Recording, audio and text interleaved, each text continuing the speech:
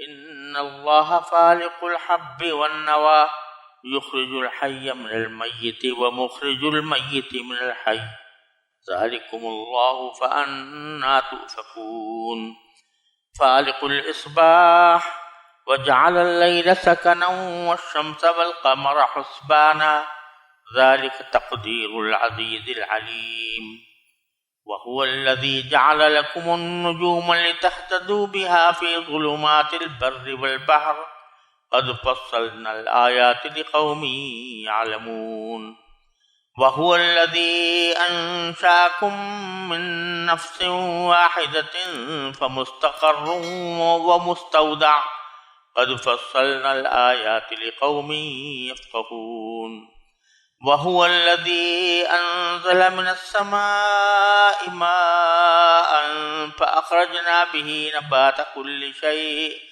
فأخرجنا منه خضرا نخرج منه حبا متراكبا ومن النخل من طلعها قنوان دانية وجنات من أعناب والزيتون والرمان مشتبها غير متشابه وانظروا إلى ثمره إذا أثمر وينعه إن في ذلكم لآيات لقوم يؤمنون وجعلوا لله شركاء الجن وخلقهم وخرقوا له بنين وبنات بغير علم سبحانه وتعالى عما يصفون بديع السماوات والأرض أنى يكون له ولد ولم تكن له صاحبة وخلق كل شيء وهو بكل شيء عليم ذلكم الله ربكم لا إله إلا هو خالق كل شيء فاعبدوه وهو على كل شيء وكيل لا تدركه الأبصار وهو يدرك الأبصار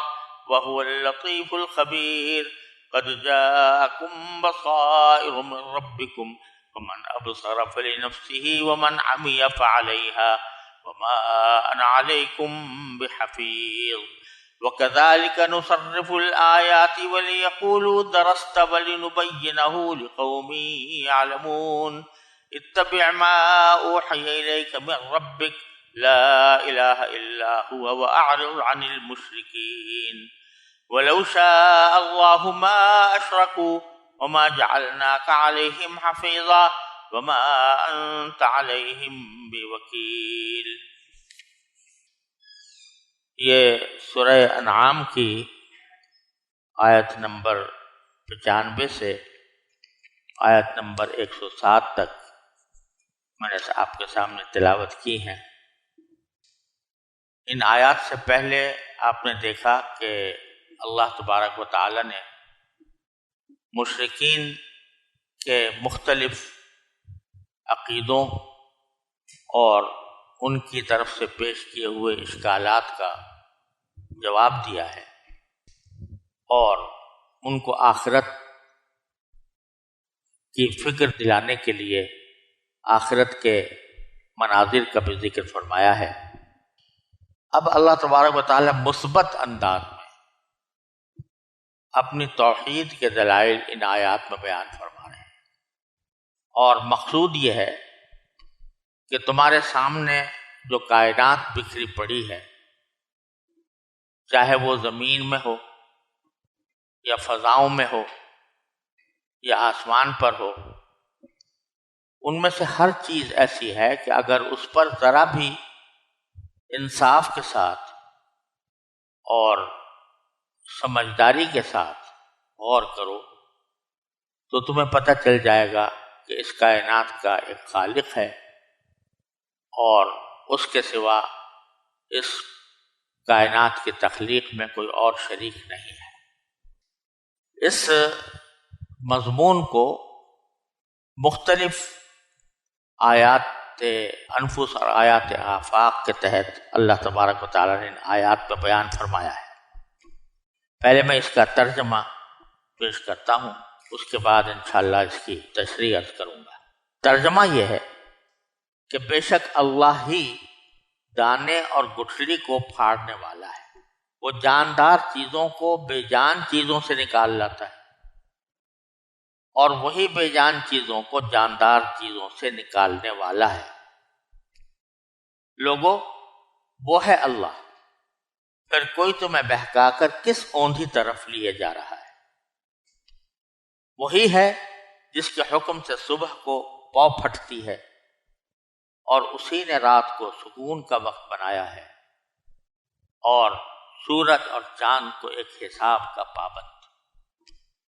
یہ سب کچھ اس ذات کی منصوبہ بندی ہے جس کا اقتدار بھی کامل ہے، علم بھی کامل ہے، اور اسی نے تمہارے لیے ستارے بنائے ہیں تاکہ تم ان کے ذریعے خشکی اور سمندر کی تاریکیوں میں راستے معلوم کر سکو۔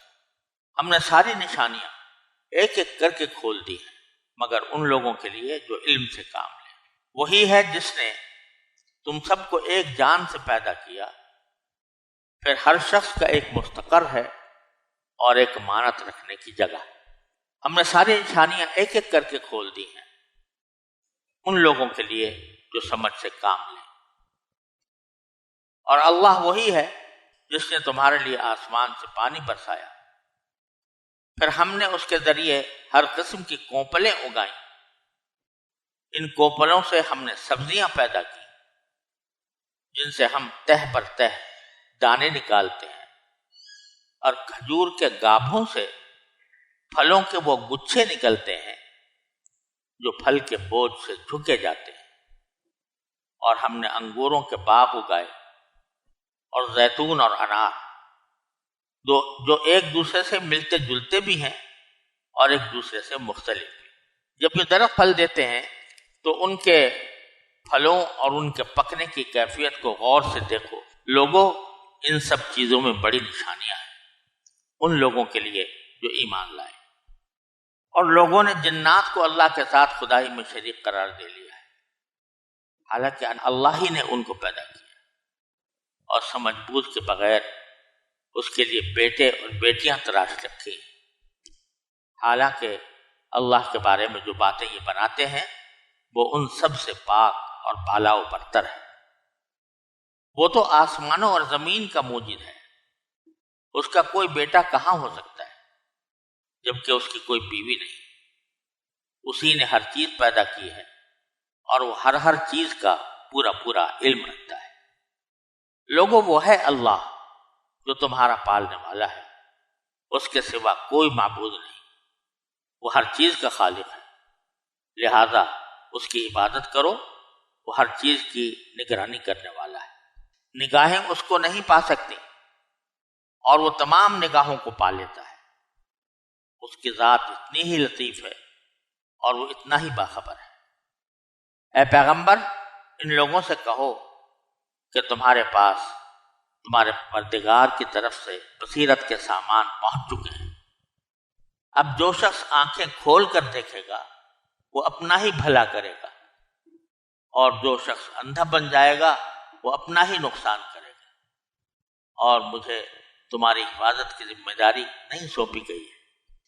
اسی طرح ہم آیتیں مختلف طریقوں سے بار بار واضح کرتے ہیں تاکہ تم انہیں لوگوں تک پہنچا دو، اور بالآخر یہ لوگ تو یوں کہیں کہ تم نے کسی سے سیکھا ہے، اور جو لوگ علم سے کام لیتے ہیں ان کے لیے ہم حق کو آشکار کرتے ہیں۔ اے پیغمبر، تم پر تمہارے پروردگار کی طرف سے جو وحی بھیجی گئی ہے تم اسی کی پیروی کرو، اس کے سوا کوئی معبود نہیں ہے۔ اور جو لوگ اللہ کے ساتھ شرک کرتے ہیں ان سے بے پرواہ ہو جاؤ۔ اگر اللہ چاہتا تو یہ لوگ شرک نہ کرتے۔ ہم نے نہ تمہیں ان کی حفاظت پر مقرر کیا ہے اور نہ تم ان کے کاموں کے ذمہ دار ہو۔ ان آیات میں جیسا کہ میں نے عرض کیا، اللہ تبارک و تعالیٰ نے کائنات میں پھیلی ہوئی ان نشانیوں کی طرف توجہ دلائی ہے۔ ان پر اگر انسان انصاف سے غور کرے تو اللہ تعالیٰ کی عظمت اور اللہ تعالیٰ کے وجود اور اس کی توحید پر اس میں طرح طرح کے دلائل موجود ہیں۔ سب سے پہلے جو بات ان آیات میں فرمائی گئی کہ وہ یہ ہے کہ اللہ تعالیٰ دانے اور گٹھلی کو پھاڑنے والا ہے۔ یہاں اللہ تبارک و تعالیٰ نے یہ نہیں فرمایا کہ اللہ دانے کو اور گٹھلی کو پیدا کرنے والا ہے، بلکہ یہ فرمایا کہ دانے اور گٹھلی کو پھاڑنے والا ہے۔ فالق کے معنی ہوتے ہیں پھاڑنے والا۔ تو یہاں ایک خاص حقیقت کی طرف اللہ تبارک و تعالیٰ نے ہمیں متوجہ کیا ہے کہ جتنی غذائیں تم کھاتے ہو، اگر دیکھا جائے تو ان میں سے بیشتر وہ ہیں جو زمین سے پیدا ہوتی ہیں۔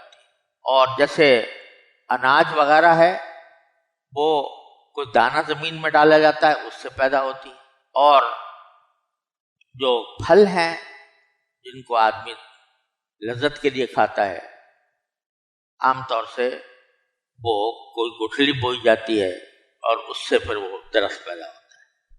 تو اللہ تبارک و تعالیٰ ہمیں اس طرف متوجہ فرما رہے ہیں کہ ذرا غور کرو کہ وہ دانہ کس طرح پھٹتا ہے اور وہ گٹھلی کس طرح پھٹ کر ایک پودے میں تبدیل ہوتی ہے۔ یہ اللہ تبارک و تعالیٰ کا بنایا ہوا نظام ہے کہ انسان کا کام، انسان کے بس میں یہ نہیں ہے کہ کوئی چیز پیدا کر دے۔ زیادہ سے زیادہ اس کا کام یہ ہوتا ہے کہ زمین کو ہموار کر دے اور اس کو برابر کر دے، ہل چلا لے۔ لیکن جب زمین میں دانہ بویا جاتا ہے یا گٹھلی بوئی جاتی ہے تو انسان کا کام ختم ہو گیا۔ اب وہ دانہ کس طرح پرورش پاتا ہے، وہ گٹھلی کس طرح آگے بڑھتی ہے، اس کے اوپر اگر غور کرو تو یہ حقیقت واضح ہو جائے گی کہ کوئی ذات ہے جو بڑی عظمت والی ہے، جو بڑی قدرت والی ہے، جو اس کو پروان چڑھا رہی ہے۔ آپ ذرا اس پر غور کریں کہ ایک گٹھلی اگر بوئی گئی یا دانہ بویا گیا تو زمین کے اندر اس گٹھلی کو یا دانے کو پھاڑا جاتا ہے۔ ہم نے تو زمین میں بو دیا، ایک گٹھلی بو دی، ایک دانہ بو دیا، لیکن اس دانے کو اللہ تبارک و تعالیٰ اس طرح پھاڑتے ہیں کہ اس کے پیٹ سے دو قسم کی کونپلیں نکلتی۔ ایک کونپل وہ ہے جو اوپر کی طرف ہوتی ہے، یعنی اوپر زمین کی طرف اس کا رخ ہوتا ہے، اور ایک کونپل ایسی ہے جو نیچے کی طرف ہوتی ہے، جس کا رخ زمین کے اندرونی حصوں کی طرف ہوتا ہے۔ اب جو کونپل کے اوپر کی طرف رخ کیے ہوئے ہوتی ہے، وہ اس طرح بڑھتی ہے اللہ تبارک و تعالیٰ کے فضل و کرم سے، اس کی قدرت سے، اس کی حکمت سے، کہ وہ آگے بڑھ کر ایک پودے کی سی شکل اختیار کر لیتی ہے۔ پہلے تو وہ ایک چھوٹی سی ننھی سی ایک نبات ہوتی ہے، اور وہ زمین کا پیٹ پھاڑ کر باہر نکلتی۔ زمین جو اتنی بھاری ہے اور ثقیل ہے، اس کا کتنا بوجھ ہے، لیکن چھوٹی سی کونپل اس کا پیٹ پھاڑ کر اوپر نکل کے آتی۔ عجیب معاملہ ہے کہ اگر کوئی شخص زمین کے اندر کوئی چیز اوپر سے ڈالے تو وہ کشش کے نتیجے میں نیچے، وہ زمین کی کشش اس کو نیچے کی طرف لے جاتی ہے۔ لیکن یہاں معاملہ الٹا ہے کہ وہ کونپل بجائے اس کے کہ وہ زمین کے اندر مڑ کر اندر چلی جائے، وہ اوپر کی طرف اٹھتی ہے، اور اوپر اٹھنے کے وقت زمین کا جو جسم ہے، بوجھل جسم ہے، وہ اس کو پھاڑ کر اوپر نکل آتی ہے۔ حالانکہ وہ اتنی ننھی ہے، اتنی نازک ہے کہ اگر کوئی ایک انگلی سے بھی اس کے اوپر ڈال دے، وہ ایک انگلی کا بوجھ بھی ڈال دے تو وہ مسلی جائے گی۔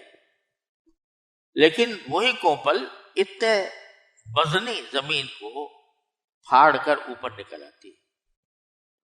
ایک عمل تو یہ ہوتا ہے۔ دوسرا عمل یہ ہوتا ہے کہ اسی گٹھلی کے نچلے حصے سے جو کونپل نکلی تھی، وہ بجائے زمین کے اوپر نکلنے کے وہ زمین کے اندر جاتی ہے، وہاں بھی یہ مظاہرہ ہوتا ہے کہ ایک انتہائی نازک کونپل وہ زمین کے سارے جسم کو، چاہے وہ کتنا ہی سخت ہو، اس کو پھاڑ کر نیچے جاتی ہے، اور نیچے جا کر اس سے رگیں نکلتی ہیں، اور رگیں جو ہیں وہ جڑوں کی شکل میں زمین کے اندر محفوظ ہو جاتی ہیں۔ انہی جڑوں کی وجہ سے آگے جا کر درخت قائم ہوتا ہے۔ تو اللہ تعالیٰ فرما رہے ہیں کہ ذرا اس پر غور کرو کہ یہ جو ایک کونپل اوپر جا رہی ہے اور اوپر کی طرف زمین کو پھاڑ کر باہر نکل رہی ہے، ایک کونپل نیچے جا رہی ہے اور نیچے جا کر وہ مختلف رگیں بنا کر وہ زمین میں مستقر ہو جاتی ہے، تو یہ کیسے ہو رہا ہے؟ خود بخود ہو رہا ہے۔ اگر آپ یہ کہیں کہ یہ کوئی ان دونوں کی طبیعت کا تقاضا یہی ہے، تو طبیعت کا تقاضا اگر اوپر جانے والی کونپل کا یہ ہے کہ وہ اوپر جائے اور نیچے جائے، حالانکہ دونوں ایک ہی قسم کی ہیں اور دونوں کی نزاکت ایک ہی جیسی ہے، اس کے باوجود زمین کا وہ پیٹ پھاڑتی ہیں اور یا اوپر جاتی ہیں یا نیچے جاتی ہیں۔ تو اس سے معلوم ہوتا ہے کہ یہ محض کسی اچانک خود بخود نہیں ہو گیا، بلکہ کوئی خالق و مالک ہے جو ان گٹھلیوں کو اور ان دانوں کو پھاڑ کر وہ کونپل بناتا ہے، کونپل سے پودا بنتا ہے، پودے سے درخت، اور درخت کی پر شاخیں ہوتی ہیں، اس کے اوپر پتے آتے ہیں، اس پر پھل یا پھول آتے ہیں۔ یہ سارا کچھ جو نظام ہے وہ خود بخود نہیں ہو سکتا، یہ کسی پیدا کرنے والے کی کاریگری ہے۔ تو اس کی طرف اللہ نے توجہ دلائی کہ اللہ، بے شک اللہ ہی دانے اور گٹھلی کو پھاڑنے والا ہے۔ پھر دوسری صفت یہ بیان فرمائی کہ یخرج الحی من المیت ومخرج المیت من الحی۔ یہ بات بھی قرآن کریم نے کئی جگہ ذکر کی ہے کہ اللہ تبارک و تعالیٰ ہی ہے جو جاندار چیزوں کو بے جان چیزوں سے نکال لاتا ہے، یخرج الحی من المیت، اور وہی مخرج المیت من الحی، یعنی بے جان چیزوں کو جاندار چیزوں سے نکال لے۔ اس کی بہت سی مثالیں دی جا سکتی ہیں۔ مثلا بظاہر جو انسان کے جسم میں جو مادہ تولید ہوتا ہے، یعنی نطفہ، وہ بے جان ہوتا ہے، یعنی اپنے ذات میں وہ بے جان ہے، لیکن جب وہ ماں کی رحم میں پہنچتا ہے، عورت کے رحم میں پہنچتا ہے، تو وہ اس کے نتیجے میں ایک زندہ بچہ پیدا ہو۔ ایک انڈا ہے، وہ بے جان ہے، لیکن جب اس کو سیا جاتا ہے تو اسی انڈے سے ایک بچہ نمودار ہو جاتا ہے، تو بے جان سے جاندار چیز نکل رہی ہے۔ اور زندہ آدمی سے یا زندہ جاندار چیز سے بے جان چیز اللہ تعالیٰ نکال لاتا ہے۔ وہ اس کی مثال یہ ہے کہ مرغی ہے اور وہ پھر انڈا دے دیتی ہے۔ مرغی جاندار تھی، اس سے بے جان چیز انڈا نکل آیا۔ اس سے اس طرف بھی شاید اشارہ ہے کہ جتنے دنیا بھر کے فلاسفہ ہیں یا سائنسدان ہیں، وہ ایک پرانے سوال کو صحیح اور اطمینان بخش طریقے سے کوئی حل نہیں کر سکا کہ مرغی پہلے پیدا ہوئی تھی یا انڈا پہلے پیدا ہوا تھا۔ بظاہر تو ایک سادہ سا سوال ہے، لیکن ایسا سوال ہے کہ جس کا کوئی قطعی جواب عقل کے پاس یا سائنس کے پاس یا فلسفے کے پاس موجود نہیں ہے۔ اگر یہ کہیں کہ مرغی پہلے پیدا ہوئی تو وہ مرغی کہاں سے آ گئی؟ اگر کہیں کہ انڈا پہلے پیدا ہوا تھا تو وہ انڈا کہاں سے آ گیا؟ تو یہاں اللہ تبارک و تعالیٰ فرما رہے ہیں کہ اس کا واحد جواب یہ ہے کہ اللہ تعالیٰ نے پہلے پیدا کر دیا مرغی کو اور اس سے انڈا نکال دیا، تو جاندار چیز سے ایک بے جان چیز نکال دی، پھر اس بے جان سے پھر جاندار نکال دیا۔ اگر اللہ تعالیٰ پر ایمان نہ ہو تو اس سوال کا کوئی جواب، ایسا جواب جو انسانوں کو مطمئن کر سکے، ممکن نہیں ہے۔ تو اللہ تعالیٰ فرما رہے ہیں کہ یہ ہماری قدرت اور حکمت کو دیکھو کہ ہم جاندار سے بے جان چیزیں نکال لیتے ہیں، بے جان سے جاندار نکال لیتے ہیں۔ اور پھر یہاں پر ایک لطیف نقطہ یہ ہے کہ پہلی صورت میں تو الفاظ یہ ہیں کہ وہ جاندار چیزوں کو بے جان چیزوں سے نکال لاتا ہے، یخرج الحی من المیت، اور پھر آگے یہ ہے کہ وہی بے جان چیزوں کو جاندار چیزوں سے نکالنے والا ہے، ومخرج المیت من الحی۔ تو پہلے جملے میں اللہ تعالیٰ کے ایک عمل کا ذکر ہے اور دوسرے میں اس کی قدرت کا ذکر ہے۔ تو پہلی صورت میں اس لیے کہا گیا کہ یہ کارروائی کہ باری تعالیٰ زندہ سے میت کو نکالتا ہے، یہ عمل باری تعالیٰ کا متواتر طور پر جاری ہے، اور میت سے یعنی بے جان چیز سے جاندار چیز سے نکالنا یہ اللہ تعالیٰ کی قدرت میں ہے، جب چاہتا ہے ہو جاتا ہے۔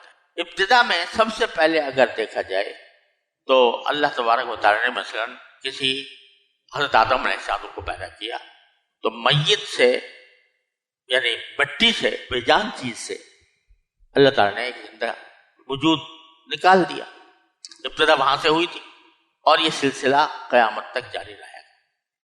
اور ساتھ میں ایک جاندار چیز سے بے جان چیز کا نکالنا یہ باری تعالیٰ کی قدرت میں ہے، اور وہ ایسا کرتا بھی ہے، لیکن جس تسلسل کے ساتھ پہلا عمل ہے اس میں تسلسل ہے، اس میں تواتر ہے، اس میں استقلال ہے، اور دوسرا میں تواتر اس درجہ نہیں ہے، بلکہ یہ اللہ تعالیٰ کی قدرت پر اور حکمت پر موقوف ہے۔ اس لیے وہاں صیغہ فعل کا استعمال فرمایا ہے اور دوسری جگہ فاعل ہے۔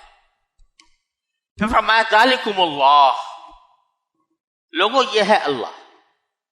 یہ قرآن کریم کی ایک اور عربی زبان کی یہ خاص خصوصیت ہے کہ اس میں جو اسم اشارہ ہوتا ہے، کسی چیز کی طرف اشارہ کرنا، تو جس چیز کی طرف اشارہ کیا جاتا ہے اس کے مفرد یا جمع ہونے پر تو لحاظ ہوتا ہی ہے، لیکن جن لوگوں کو اشارہ کیا جا رہا ہے ان کے لحاظ سے بھی ضمیر لائی جاتی ہے۔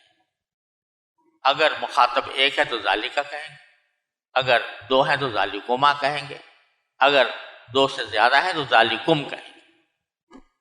اس لیے ترجمے میں ہم نے یہاں پر ایک لفظ کا اضافہ کیا ہے کہ لوگوں وہ ہے اللہ، ذالکم اللہ، فَأَنَّا تُؤْفَكُونَ، پھر تمہیں بہکا کر کوئی کس اوندھی طرف لیے جا رہا ہے۔ اصلی ترجمہ یہ ہوتا کہ تمہیں پھر کس طرح بہکا کر اوندھا لے جایا جا رہا ہے۔ اس میں اشارہ اس بات کی طرف ہے کہ کوئی چیز ہے جو تمہیں اوندھی لے جا رہی ہے، اور وہ کیا ہے؟ وہ تمہاری خواہشات، تمہارے نفسانی خواہشات، تمہارے اپنے مزعومات، جو تم نے مفروضات جو تمہارے دلوں کے اندر پیدا ہوئے ہیں، وہ تمہیں بہکا کر کسی اور طرف لے جاتی ہے۔ فالق الاصباح، پھر فرمایا کہ باری تعالیٰ وہی ہے جس کے حکم سے صبح کو پو پھٹتی۔ اس میں آپ حضرات جانتے ہوں گے کہ صبح کی جو پو پھٹتی ہے اس کی دو قسمیں ہوتی ہیں، ایک صبح کاذب کہلاتی ہے، ایک صبح صادق کہلاتی ہے۔ صبح کاذب یہ ہوتی ہے کہ شروع میں ایک مستطیل قسم کی روشنی اوپر کی طرف ظاہر ہوتی ہے، لیکن پھر اندھیرا ہوتا ہے، اور اس کے بعد پھر ایک صحیح معنی میں پوری روشنی آتی ہے جو پورے افق پر پھیلتی ہے، اور رفتہ رفتہ پھیلتے پھیلتے پورے ماحول کو وہ منور کرتی ہے۔ تو بعض مفسرین نے فرمایا، جیسے امام راضی رحمۃ اللہ علیہ فرماتے ہیں کہ یہاں پر جو ذکر ہے وہ پہلی قسم کی روشنی ہے، کہ باری تعالیٰ پھاڑنے والا ہے اس صبح کی روشنی کو، صبح کاذب کو۔ اگرچہ صبح صادق بھی اللہ تعالیٰ کے حکم سے ہوتی ہے، لیکن اس کا ایک ظاہری سبب موجود ہے کہ سورج اوپر آتا ہے تو اس سے صبح صادق پھیلتی ہے، لیکن جو صبح کاذب ہوتی ہے تو اس کے بارے میں امام راضی نے بڑی تفصیل کے ساتھ یہ بات بتائی ہے کہ اس کا بظاہر ظاہری اسباب سے کوئی تعلق نہیں، کیونکہ اگر سورج کا قرب اس کا سبب ہوتا تو پھر وہ روشنی آنے کے بعد پھر ظلمت نہ آتی، لیکن وہ صبح کاذب جو ہے وہ ایک مرتبہ ظاہر ہوتی ہے پھر ختم ہو جاتی ہے، پھر صبح صادق وجود میں آتی ہے۔ تو امام راضی کا کہنا یہ ہے کہ یہ جو صبح کاذب ہے اس کا اسباب کے دائرے میں کوئی دخل نہیں۔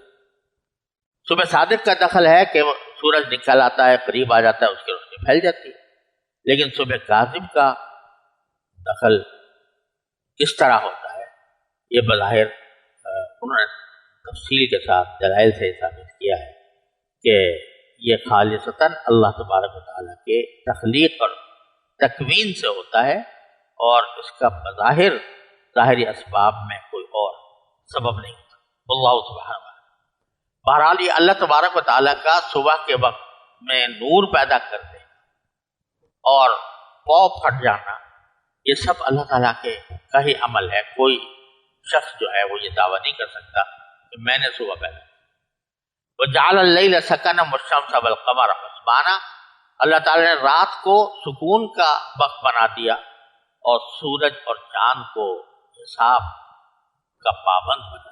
رات کو سکون کا وقت بنا دیا، اس پر اگر غور کریں تو یہ دیکھیے کہ پورے کائنات میں، پورے عالم میں رات کا وقت جو ہوتا ہے سب لوگ اس کے اندر آرام کی طرف متوجہ ہوتے ہیں، لوگوں کو نیند بھی اسی میں آتی ہے، سب لوگ اپنے آرام کے لیے رات ہی کو متعین کیے ہوئے ہوتے ہیں۔ اب اس پر ذرا غور کرنا چاہیے کہ کیا کوئی اس پر کوئی معاہدہ عمرانی ہوا تھا یا کوئی کانفرنس بلائی گئی تھی جس میں یہ طے کیا جائے کہ بھئی رات کے وقت ہم آرام کیا کریں گے؟ حالانکہ آرام کا وقت ہر ایک کا مختلف بھی ہو سکتا تھا، لیکن اللہ تعالیٰ نے سارے انسانوں کو رات کے وقت میں سکون حاصل کرنے کے اوپر متفق فرما دیا۔ اس میں کسی کی رائے کا بھی اختلاف نہیں ہوا، یہ اللہ تبارک و تعالیٰ ہی کا کام ہے جو اور کوئی نہیں کر سکتا۔ پھر سورج اور چاند کے ایک حساب کے پابند ہیں، اللہ تبارک و تعالیٰ نے اس طرح نظام بنایا ہے کہ یہ ایک سیکنڈ ایک منٹ کا بھی اس میں فرق نہیں ہوتا۔ سورج وقت پر نکلے گا، وقت پر غروب ہوگا، پہلے سے بتا سکتے ہیں کہ فلاں وقت سورج غروب ہوگا، فلاں وقت غروب ہوگا۔ یہی چاند کا معاملہ ہے، تو اس کو حساب کا ذریعہ، یعنی اس کے ذریعے آپ حساب لگا سکتے ہیں گھنٹوں کا، دنوں کا، مہینوں کا، سالوں کا۔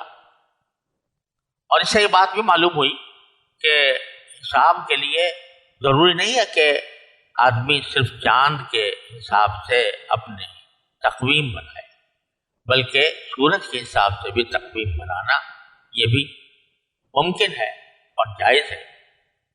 اگرچہ شریعت نے چاند کی تقویم کو اس لیے مرتب فرمایا ہے کہ وہ نسبتاً آسان ہے اس تک پہنچنا، تو اس لیے اسلامی جتنے بھی مہینے یا سال ہوتے ہیں ان کا حساب چاند ہی کے ذریعے کیا جاتا ہے۔ ذالک تقدیر العزیز العلیم، فرمایا یہ سب کچھ اس ذات کی منصوبہ بندی ہے جس کا اقتدار بھی کامل ہے، علم بھی کامل۔ یہ ان چاند اور سورج کو ایک حساب سے کا پابند بنا دینا یہ بہت عظیم قدرت کا تقاضا کرتا ہے، تو اللہ تبارک و تعالی صاحب اقتدار ہے، اور ایسے علم کا تقاضا کرتا ہے کہ جس میں ذرہ برابر کوئی فرق نہ ہو، تو اللہ تعالیٰ کا علم بھی کامل، اس کا اقتدار بھی کامل۔ وَهُوَ الَّذِي جَعَلَ لَكُمُ النُّجُومَ لِتَهْتَدُوا بِهَا فِي ظُلُمَاتِ الْبَرِّ وَالْبَحْرِ، اور اسی نے تمہارے لیے ستارے بنائے ہیں تاکہ تم ان کے ذریعے خشکی اور سمندر کی تاریکیوں میں اپنے تاریکیوں میں راستے معلوم کر سکو۔ یہ جس طرح چاند اور سورج حساب کے پابند ہیں، اسی طرح ستارے بھی اور سیارے بھی ایک حساب کے تحت چل رہے ہیں، اور انسان کے لیے خاص طور سے دیہات میں رہنے والے، صحراؤں میں رہنے والوں کے لیے یہ سمتیں متعین کرنے کا بہترین ذریعہ ہے۔ جو لوگ صحراؤں میں چلنے کے عادی ہیں وہ جانتے ہیں کہ ستارہ کون سا ستارہ کس طرف چل رہا ہے، اور اس کے نتیجے میں اگر ان کو راستہ نہ ملے تو اس کو دیکھ کر راستہ تلاش کر لیتے ہیں، چاہے وہ سمندر کی تاریکیوں میں ہو یا خشکی کی تاریکیوں۔ قد فصلنا الآیات لقوم یعلمون، ہم نے ساری نشانیاں ایک ایک کر کے کھول دی ہیں ان لوگوں کے لیے جو علم سے کام لے کر دیکھیں، غور کریں ہر چیز پر، تو ہر جگہ اللہ تعالیٰ کی عظمت، اس کے توحید کا استدلال ان کو نظر آئے گا۔ وفی کل شیء لہ آیۃ تدل علی انہ واحد وہو الذی انشأکم من نفس واحد، وہی ہے جس نے تم کو پیدا کیا ایک جان سے، یعنی حضرت آدم علیہ السلام سے سب کو پیدا کیا۔ یہاں بھی وہی معاملہ ہے کہ اگر یہ بات تسلیم نہ کی جائے کہ اللہ تعالیٰ نے ایک انسان کو پیدا کیا تھا پہلے اور پھر سارے انسان اس سے وجود میں آئے، تو اب عقل جو ہے وہ بھٹکتی رہتی ہے اس بات کی تلاش میں کہ یہ انسان وجود میں کیسے آیا۔ وہی سوال جو پہلے انڈے اور مرغی کا کیا تھا وہی یہاں پر بھی پیدا ہوتا ہے۔ تو کیونکہ وحی کے رہنمائی کے بغیر اگر انسان اپنی تاریخ پر غور کرے کہ میں کس طرح وجود میں آیا اور میری نسل کس طرح چلی، تو سیدھا جواب تو یہ تھا کہ ایک انسان اللہ نے پیدا کر دیا، اس سے سارے انسان وجود میں آ گئے۔ لیکن جب انسان اس حقیقت کو فراموش کر کے وحی کی رہنمائی سے آزاد ہو کر سوچتا ہے تو کن گمراہیوں میں بھٹکتا ہے، اس کا اندازہ آپ ان فلسفوں سے کر سکتے ہیں جو مادہ پرست لوگوں نے پیدا کیے ہیں، کہ مثلا یہ کہا گیا کہ ارتقاء کے نتیجے میں سب وجود میں آیا ہے، شروع میں ایک مادہ تھا، اس مادے سے خدا جانے کیا بنا، اور اس کے بعد پھر اس سے جانور وجود میں آنے، کیڑے مکوڑے آئے، پھر وہ کیڑے مکوڑوں سے وہ جانور بنے، جانور سے ایک جانور سے دوسرے جانور بنتے رہے، یہاں تک کہ آخر میں بندر بنا، پھر بندر سے بن مانس بنا، اور بن مانس سے پھر انسان وجود میں۔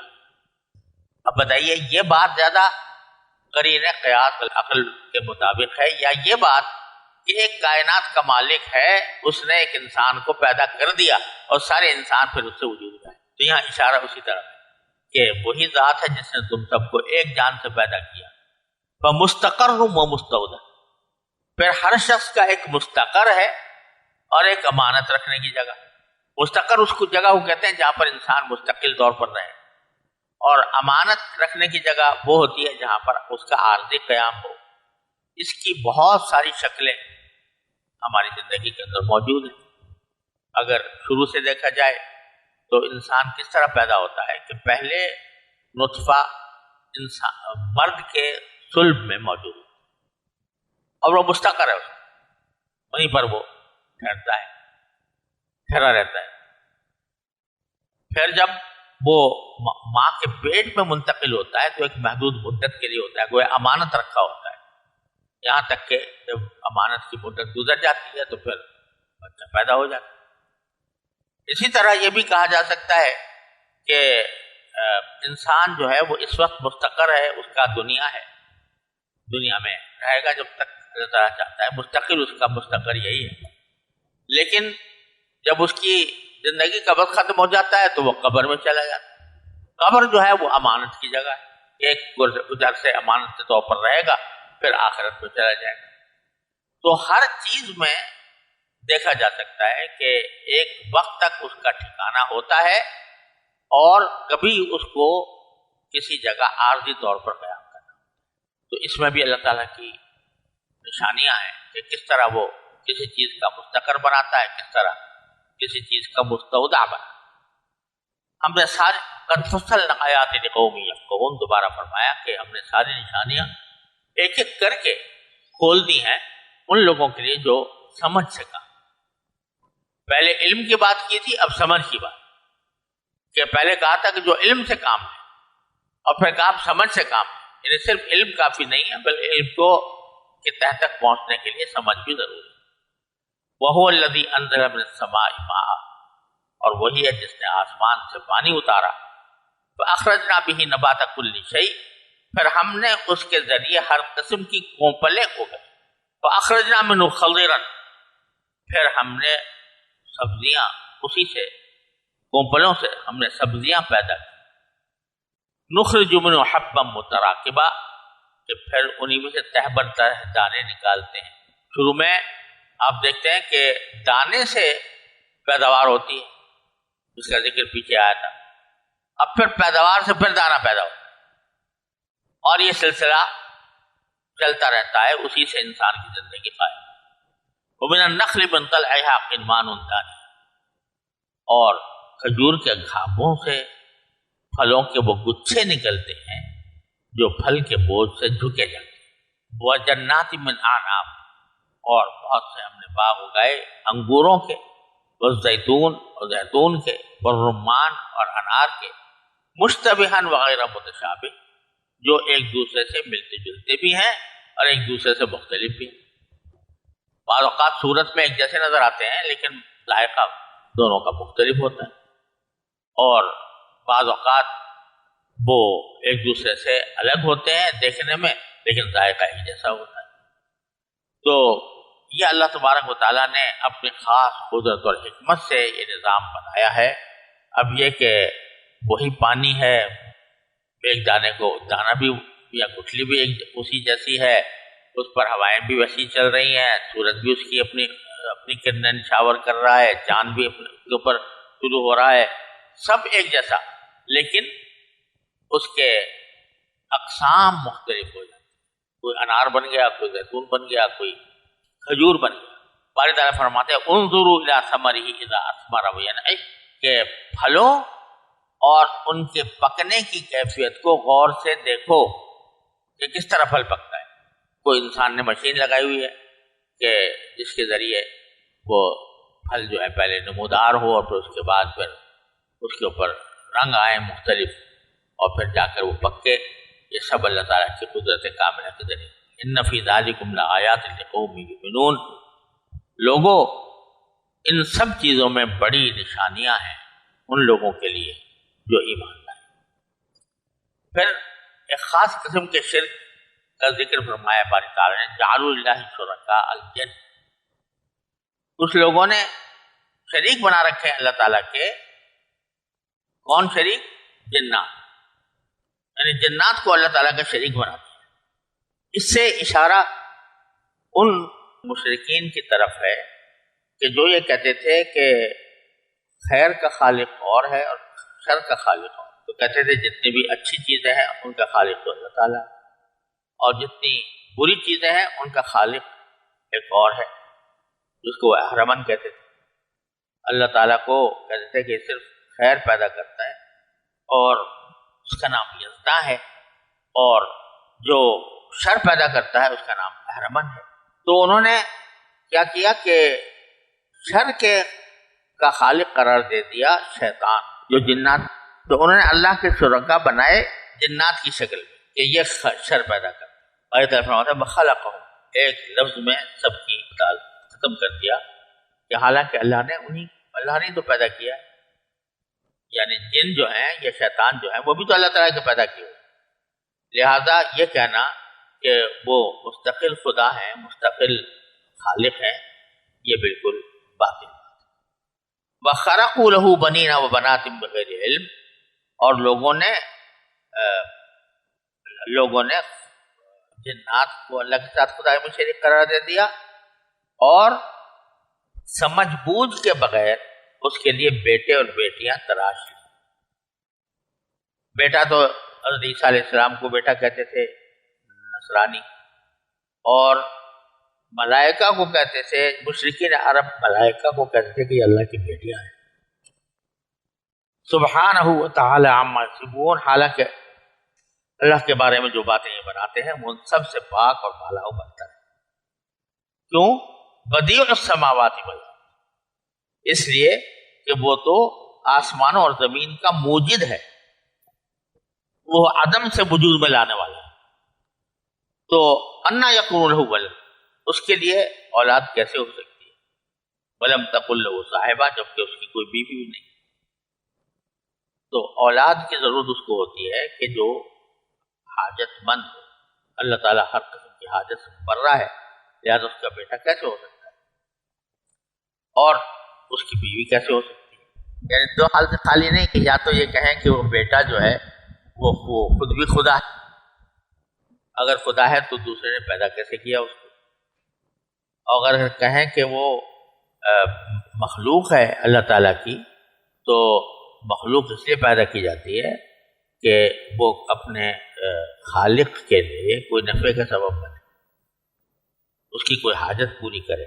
اللہ تبارک و تعالیٰ کو کسی بیٹے کی بیٹی کی حاجت نہیں ہے، نہ بیوی کی حاجت ہے کہ اس بیوی کی حاجت ان لوگوں کو ہوتی ہے کہ جو اپنے دل میں کچھ جنسی خواہشات رکھتے ہیں اور ان کو اپنی زندگی کے لیے ایک ہم سفر کی ضرورت ہوتی ہے. اللہ تبارک و تعالیٰ اس سب سے بے نیاز ہے. وَخَلَقَ كُلَّ شَيْءٍ، اللہ نے تو ہر چیز پیدا کی ہے، لہذا اس کو نہ بیٹے کی ضرورت ہے نہ بیٹی کی. وَهُوَ بِكُلِّ شَيْءٍ عَلِيمٌ، اور وہ ہر چیز کو جانتا ہے. بیٹے کے بعض اوقات بیٹے کی یا بیٹی کی ضرورت اس لیے ہوتی ہے کہ بہت سی باتیں ایسی ہیں کہ جو بچے زیادہ سمجھ جاتے ہیں باپ کے مقابلے میں، لیکن اللہ تعالیٰ کو ہر چیز کا علم ہے. ذالکم اللہ ربکم، پھر دہرایا کہ لوگو وہ ہے اللہ جو تمہارا پالنے والا ہے. لا الہ الا ہو، اس کے سوا کوئی معبود نہیں. خالق کل شیء فاعبدوہ، وہ ہر چیز کا پیدا کرنے والا ہے، لہذا اس کی عبادت کرو. وہو علی کل شیء وکیل، اور وہ ہر چیز کی نگرانی کرنے والا. لا تدرکہ الابصار وہو یدرک الابصار، وہ نگاہیں اس کو نہیں پا سکتی. کسی انسان میں مجال نہیں کہ وہ دیدار کر سکے باری تعالیٰ کا اس دنیا. آخرت میں تو اللہ تبارک و تعالیٰ کا دیدار ہونے کی خبر نبی کریم صلی اللہ علیہ وسلم نے دی ہے. اس وقت میں انسان کے اندر یہ صلاحیت پیدا کر دی جائے گی کہ وہ باری تعالیٰ کا دیدار کر سکے.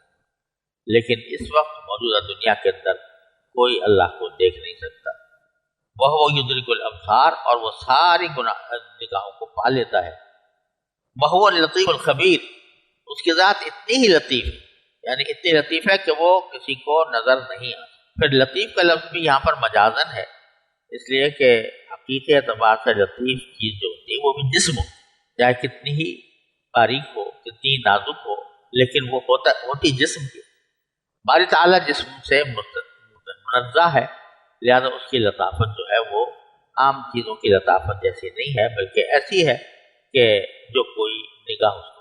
الخبیر، اور وہ سب سے باخبر بھی ہے، کہ اتنا باخبر ہے کہ اس کو کسی چیز کے بارے میں ہر چیز کے بارے میں معلوم ہے، لہذا وہ کسی اس بات کا محتاج نہیں ہے کہ کوئی اس کو دیکھے. قد جاءکم بصائر من ربکم، تمہاری پروردگار کی طرف سے تم تک بصیرت کے سامان پہنچ چکے ہیں. فمن ابصر فلنفسہ، تو اب اگر کوئی آنکھیں کھول کر دیکھے گا تو وہ اپنا ہی بھلا کرے گا. ومن عمی فعلیہا، اور جو شخص اندھا بن جائے گا وہ اپنا ہی نقصان کرے گا. وما انا علیکم بحفیظ، اور فرمایا گیا کہ پیغمبر سے خطاب کرتے ہوئے کہ آپ لوگوں کو یہ بتا دیں کہ مجھے تمہاری حفاظت کی ذمہ داری نہیں سونپی گئی ہے کہ میں تمہیں جنت میں لے کر جاؤں. میں تو پیغام پہنچانے والا ہوں، وہ میں نے پہنچا دیا. کذالک نفصل الآیات، اور اسی طرح ہم آیتیں مختلف طریقوں سے بار بار واضح کرتے ہیں تاکہ لوگوں تک پہنچا دو. وَلِيَقُولُوا دَرَسْتَ، اور بالآخر یہ لوگ اس کے جواب میں یہ کہیں تو یہ کہ تم نے کسی سے سیکھا ہے. یہ جو تم کہہ رہے ہو باتیں یا آیات کو پڑھ رہے ہو، یہ کسی سے سیکھ کر پڑھ رہے ہو. اب یہاں کس سے پڑھ رہا ہے وہ یہاں پر ذکر نہیں ہے، اس واسطے کہ وہ کسی کو بتا بھی نہیں سکتے تھے کہ فلاں آدمی ہے جو سکھاتا ہے. ایک لوہار تھا جس کی طرف بعض اوقات کچھ لوگ یہ بات منسوخ کرتے تھے کہ وہ حضور کو سکھاتا ہے، حالانکہ بالکل مذہب کا خیز بات تھی. اس کا ذکر آگے انشاءاللہ سورہ نحل میں آئے. وَلِنُبَيِّنَهُ لِقَوْمٍ يَعْلَمُونَ، اور تاکہ ہم یہ باتیں لوگوں کو پر آشکار کر دیں، ان لوگوں کے لیے جو علم سے کام. اتبع ما اوحی الیک من ربک، اب نبی کریم صلی اللہ علیہ وسلم کو تسلی ہے کہ آپ اپنے پروردگار کی طرف سے جو وحی بھیجی گئی ہے اسی کی پیروی کرتے رہیں. لا الہ الا ہو، اس کے سوا کوئی معبود نہیں ہے. اور وَأَعْرِضْ عَنِ الْمُشْرِكِينَ، اور جو لوگ اللہ کے ساتھ شرک کرتے ہیں ان سے بے پرواہ ہو جائے. یہ اس لیے کہا جا رہا ہے کہ رسول کریم صلی اللہ علیہ وسلم کو بہت غم ہوتا تھا کہ یہ لوگ شرک میں مبتلا ہیں اور میں ان کو توحید کی طرف نہیں لا سکا، تو اس کی تسلی کے لیے فرمایا کہ جب ایک مرتبہ آپ نے پیغام پہنچا دیا تو ان سے بے پرواہ ہو جائے۔ وَلَوْ شَاءَ اللَّهُ مَا أَشْرَكُوا، اگر اللہ چاہتا تو یہ شرک نہ کرتے، یعنی اگر اللہ تعالیٰ چاہتا تو سبھی کو موحد بنا دیتا، لیکن یہ مقصد تخلیق کے خلاف تھا۔ یہ آزمائش کی دنیا ہے جس میں یہ آزمانا ہے کہ کون ہے جو اپنی سمجھ سے کام لے کر دلائل کے اوپر بھروسہ کر کے وہ اللہ تعالیٰ کی توحید کا قائل ہو اور شرک سے اپنے آپ کو بچائے۔ وَمَا جَعَلْنَاكَ عَلَيْهِمْ حَفِيظًا، اور ہم نے تمہیں ان کی حفاظت پر مقرر کیا ہے۔ وَمَا أَنْتَ عَلَيْهِمْ بِوَكِيلٍ، اور نہ تم ان کے کاموں کے ذمہ دار ہو، لہٰذا یہ جو صدمہ آپ کو پہنچ رہا ہے اس کی کوئی ضرورت نہیں ہے، آپ نے اپنا فریضہ ادا کر دیا۔ اگر جن میں سے جو ایمان لانا چاہیں گے ایمان لے آئیں گے، اور جن کی قسمت میں ایمان نہیں لکھا تو وہ بے شک اس سے اعراض کریں گے اور ایمان نہیں لائیں گے۔ وصلی اللہ تعالیٰ